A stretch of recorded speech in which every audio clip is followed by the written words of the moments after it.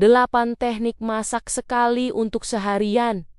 Hemat gas dan hemat waktu. Sebelum lanjut, pastikan klik tombol subscribe, share, dan like dulu ya, supaya channel ini bisa bermanfaat buat lebih banyak teman-teman. Terima kasih. Yuk kita lanjut deh. Apa kabar ibu semua? Moga sehat-sehat terus ya. Pernah tidak merasa kalau baru saja pegang spatula di pagi hari, tahu-tahu matahari sudah mau tenggelam, tapi cucian piring masih menggunung. Padahal kita cuma masak buat makan siang saja. Sekarang ini apa-apa serba mahal ya Bu. Mulai dari harga cabai yang harganya seperti sedang naik jet pribadi, sampai harga gas melon yang kadang sulit dicari tapi cepat sekali habisnya. Seperti perasaan mantan. Makanya saya tertarik sekali membahas 8 teknik masak sekali untuk seharian demi hemat gas dan hemat waktu. Karena jujur saja, tenaga kita ini bukan buatan pabrik yang bisa dicas semalaman. Berdasarkan ulasan dari laman Gaya Hidup Praktis tentang manajemen dapur modern, disebutkan bahwa kunci rumah tangga yang tenang itu bermula dari efisiensi kompor, agar kita tidak habis waktu hanya untuk urusan dapur. Teknik pertama yang paling juara adalah metode ungkep massal, di mana ibu bisa memasak protein seperti ayam atau tempe dalam jumlah besar sekaligus untuk stok beberapa hari ke depan. Bayangkan saja Bu, kalau setiap mau makan, kita harus menghaluskan bumbu, lalu menumisnya dari awal. Wah, bisa-bisa tangan kita baunya kunyit terus sampai anak kita lulus kuliah nanti. Dengan sekali masak bumbu kuning untuk 2 kilogram ayam, ibu tinggal menyimpannya di kulkas dan menggoreng atau membakarnya sebentar saat jam makan tiba, sehingga pemakaian gas jadi jauh lebih irit. Teknik kedua adalah blanching, atau merebus sayuran setengah matang, lalu langsung dimasukkan ke air es agar warnanya tetap cantik dan teksturnya renyah saat dipanaskan nanti. Ini penyelamat banget kalau ibu punya balita yang hobi teriak lapar tiba-tiba, padahal ibu baru saja mau meluruskan pinggang di depan televisi. Ibu cukup siapkan brokoli atau wortel dalam jumlah banyak di pagi hari. Jadi pas makan malam tinggal oseng sebentar dengan bawang putih tanpa perlu menunggu air mendidih lama-lama lagi. Selanjutnya ada teknik masakan satu panci atau one pot meal, yang benar-benar menjadi pahlawan bagi kita yang malas mencuci peralatan dapur, sebanyak tumpukan berkas kantor. Ibu bisa membuat nasi liwet lengkap dengan lauk pauk di dalamnya, atau sup ayam makaroni yang gizinya sudah lengkap, tanpa perlu banyak menyalakan tungku kompor yang berbeda. Hematnya terasa sekali karena semua matang dalam satu waktu,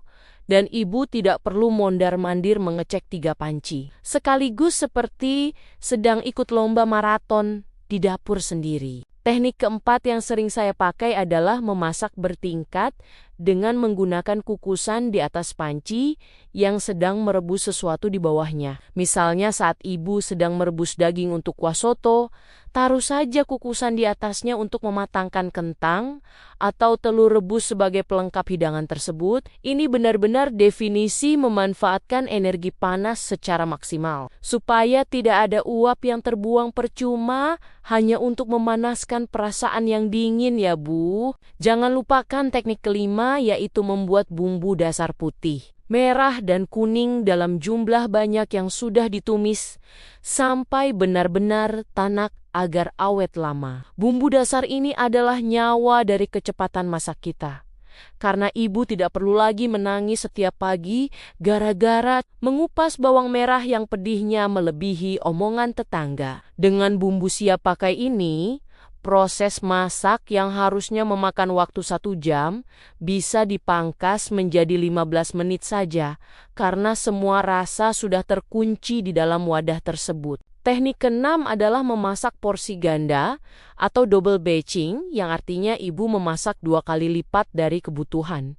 Biasanya untuk kemudian disimpan sebagai cadangan. Kalau ibu sedang membuat rendang atau gulai, sekalian saja buat yang banyak. Karena rasa masakan bersantan justru biasanya makin enak setelah dipanaskan kembali di hari berikutnya. Ini sangat membantu saat tiba-tiba ada tamu datang atau saat ibu sedang malas gerak karena sedang datang bulan, tapi perut keluarga tetap harus terisi dengan layak. Ketujuh adalah teknik thermal cooking yang memanfaatkan panas sisa di dalam panci tertutup rapat untuk mematangkan makanan secara perlahan tanpa api menyala. Setelah masakan mendidih selama 10 menit, matikan kompor, lalu bungkus panci dengan kain tebal atau gunakan panci khusus penghangat agar proses pematangan terus berjalan secara alami. Cara ini sangat efektif untuk memasak daging yang keras atau kacang-kacangan tanpa harus membiarkan api kompor menyala berjam-jam sampai tabung gas berteriak minta ganti. Teknik terakhir atau yang kedelapan adalah manajemen. Memanaskan makanan yang cerdas, yaitu hanya memanaskan porsi yang akan dimakan saja, bukan seluruh satu panci besar. Memanaskan makanan berulang-ulang bukan cuma boros gas, tapi juga bisa merusak nutrisi dan rasa masakan yang sudah kita buat dengan penuh cinta dan tetesan keringat tersebut. Gunakan wadah kecil untuk membagi hasil masakan seharian ke dalam beberapa bagian, sehingga saat makan malam tiba ibu cukup menghangatkan satu wadah saja dalam waktu singkat. Masalah emak-emak itu sebenarnya bukan cuma soal masakan saja ya, Bu, tapi soal bagaimana menjaga kewarasan di tengah gempuran harga bahan pokok yang hobi naik tapi tidak pernah mau turun. Kadang, saya merasa seperti detektif yang harus melacak keberadaan gas melon dari satu toko ke toko lain sambil menggendong anak yang sedang rewel minta es krim cok. Tapi ya itulah seni menjadi ibu rumah tangga yang dituntut harus lebih pintar dari kalkulator. Toko bangunan demi menyeimbangkan neraca keuangan keluarga yang sering kali goyah. Sebenarnya kalau dipikir-pikir, kita ini seringkali terlalu keras pada diri sendiri dengan berusaha menyajikan menu yang berbeda setiap jam makan. Padahal keluarga pun mengerti kalau kita butuh istirahat. Kita sibuk di dapur, sampai lupa mandi dan lupa dandan. Padahal suami pulang kantor juga ingin melihat wajah istrinya yang segar, bukan yang penuh aroma terasi bakar. Dengan teknik masak sekali untuk seharian ini, kita sebenarnya sedang memberikan hadiah waktu bagi diri kita sendiri untuk sekadar minum teh hangat sambil melihat tanaman di depan rumah. Kadang kita harus refleksi diri. Apakah selama ini kita terlalu boros waktu di dapur karena kurang perencanaan, atau memang karena kita senang menyiksa diri sendiri dengan kerumitan yang tidak perlu? Dapur harusnya menjadi tempat yang menyenangkan untuk meramu kasih sayang, bukan tempat yang membuat kita ingin menangis setiap kali melihat tagihan listrik dan gas di akhir bulan. Mari kita belajar untuk lebih taktis dan logis dalam mengelola dapur, karena kecerdasan seorang ibu tidak hanya diukur dari kelezatan masakannya, tapi juga dari efisiensinya dalam mengelola sumber daya. Perubahan kecil yang kita lakukan di dapur hari ini akan berdampak besar pada tabungan dan tingkat kebahagiaan kita secara keseluruhan di masa depan yang penuh tantangan ini. Bayangkan jika dalam sebulan kita bisa menghemat 2 tabung gas dan 10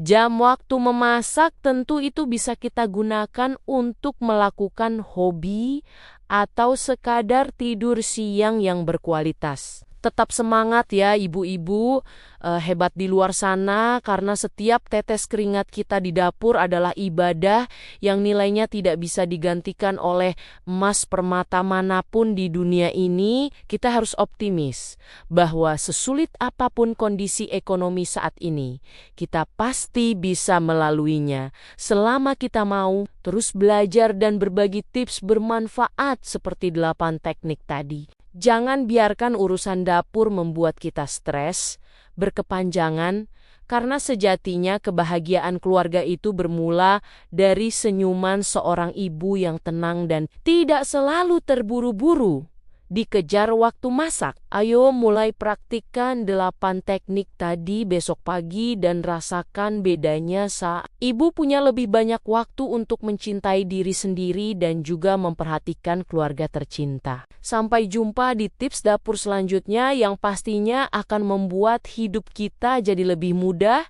dan dompet kita jadi lebih tebal karena manajemen yang tepat sasaran. Semoga informasi ini bermanfaat dan bisa segera ibu terapkan di rumah masing-masing agar urusan masak-memasak tidak lagi menjadi beban yang memberatkan langkah kaki kita setiap harinya. Tetaplah menjadi ibu yang cerdas, hemat, dan selalu bahagia dalam setiap peran yang sedang kita jalani sekarang ini, karena ibu yang bahagia adalah kunci rumah tangga yang mulia. Demikian, terima kasih sudah mendengarkan ceritaku kali ini. Sampai ketemu lagi di cerita-cerita berikutnya. Tetap semangat ya, ibu-ibu semua.